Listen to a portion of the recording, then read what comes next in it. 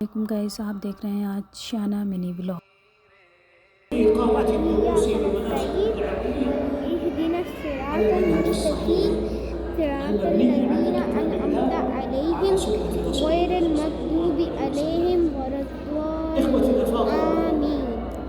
ما بين أيديكم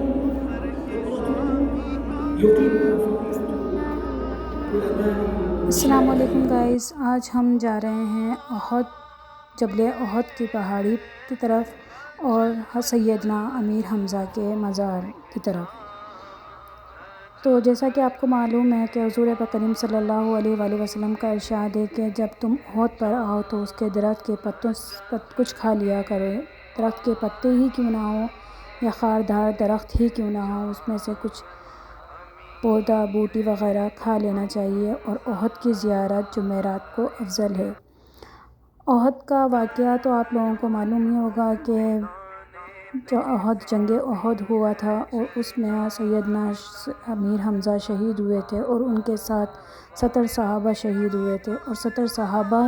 کے ساتھ حضور کریم صلی اللہ علیہ وسلم نے ہر جنازے کے ساتھ سیدنا امیر حمزہ کا جنازہ پڑھایا تھا۔ تو ان کے جنازے کی یہ فضیلت حاصل ہے کہ ان کا جنازہ جو ہے 70 مرتبہ پڑھایا گیا۔ سیدنا امیر حمزہ سے حضور کریم صلی اللہ علیہ وآلہ وسلم کو بہت محبت تھی، اور وہ اپنے چچا سے بہت زیادہ محبت رکھتے تھے، اور وہ کہتے تھے کہ جس طرح میرے چچا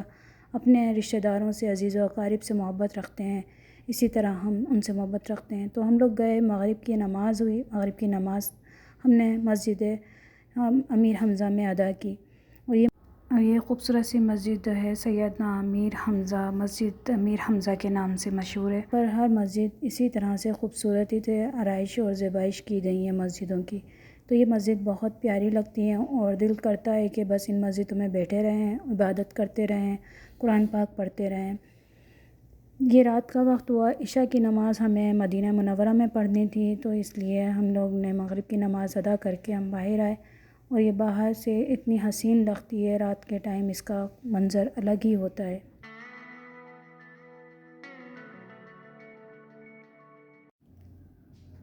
حضور کریم صلی اللہ علیہ وآلہ وسلم کا ارشاد ہے کہ جو میرے چچا کے مزار سے ہو کر میرے روضے پہ آتا ہے تو اس کی دعائیں قبول ہوتی ہیں۔ تو آج ہم نے یہ سوچا کہ ہم پہلے سیدنا امیر حمزہ کے مزار سے ہو کر پھر حضور کریم صلی اللہ علیہ وسلم کے روضے پر جائیں گے۔ تو آج ہم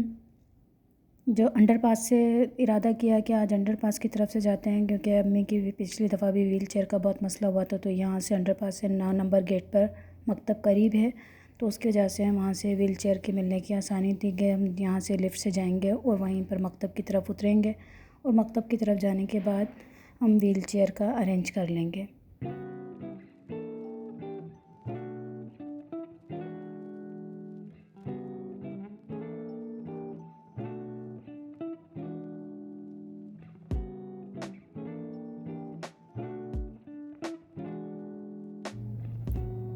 یہ انڈر پاس کا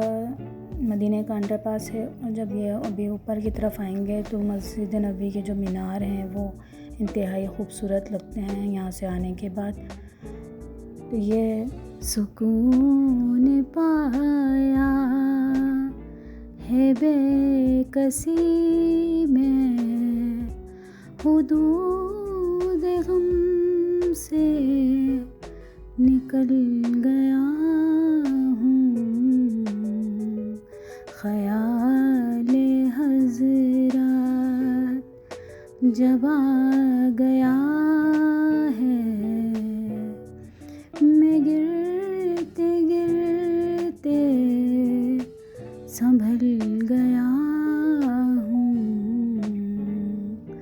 سکون پایا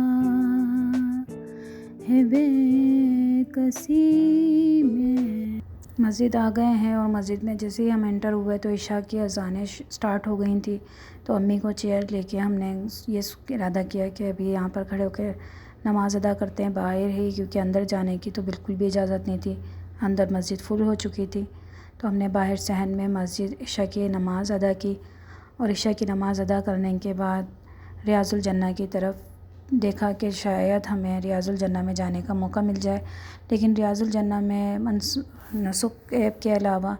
نہیں جا سکتے۔ نسک ایپ ڈاؤن لوڈ کرنے کے بعد اس میں پرمٹ لینا پڑتا ہے، اور پرمٹ لینے کے بعد ہی